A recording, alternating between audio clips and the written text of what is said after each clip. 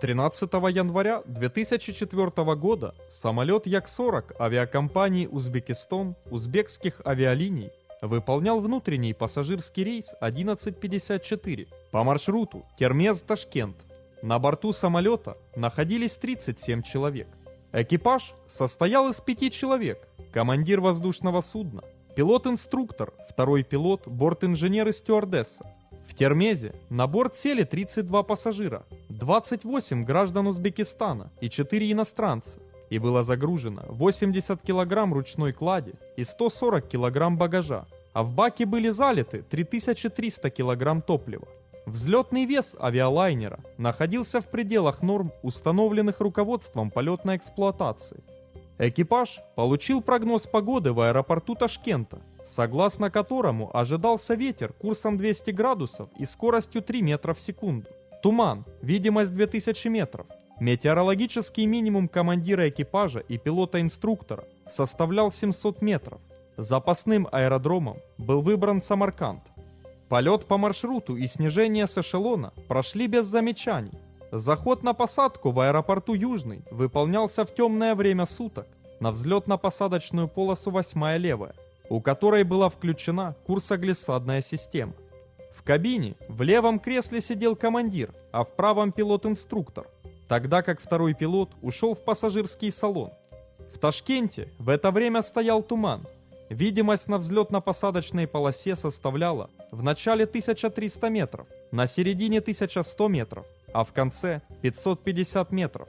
В таких условиях экипаж принял решение выполнять заход на посадку по приборам. При заходе на посадку экипаж запросил у диспетчера на башне: «Тауэр, Узбекистан 1154, будьте добры, проверьте работу системы». Диспетчер подтвердил, что радиотехнические средства системы посадки работают нормально. Тогда экипаж доложил, что они вошли в глиссаду и готовы к посадке. Причина, почему они запрашивали о работе ИЛС, пилоты не сообщали, как не было никаких сообщений с самолета о неисправности бортовой курсоглиссадной системы. Диспетчер разрешил посадку, сообщив, что вертикальная видимость составляет 60 метров, а видимость на полосе 1300 метров. После чего дважды просил экипаж, чтобы те доложили о моменте установления визуального контакта с взлетно-посадочной полосой. Однако доклада от экипажа больше не поступало.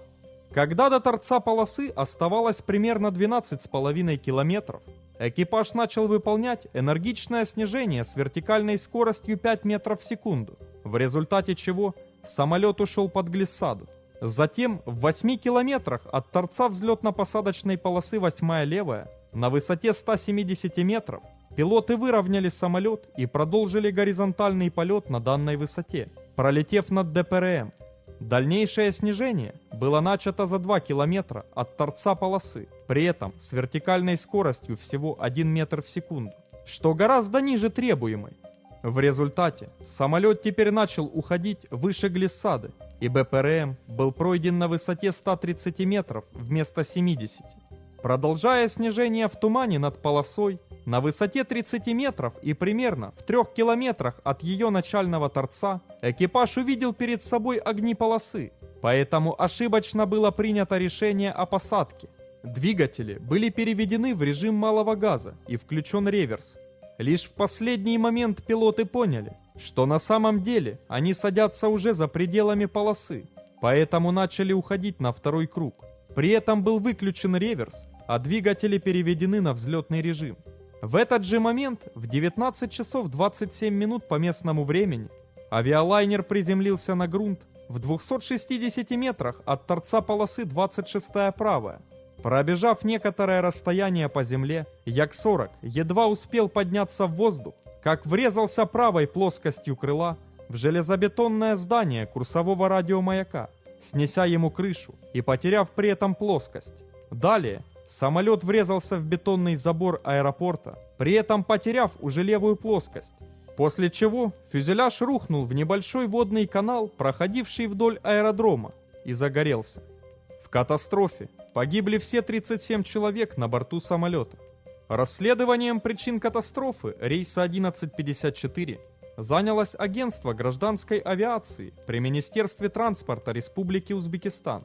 Анализируя действия экипажа при полете по глиссаде, комиссия сделала предположение, что на предпосадочной подготовке экипаж ошибочно установил переключатель ИЛС СП-50 системы ось-1 в положение СП-50 вместо ИЛС. В результате проведенного эксперимента комиссией было установлено, что при пилотировании самолета по показаниям глиссадной планки происходит отклонение самолета под глиссаду после пролета точки входа в глиссаду.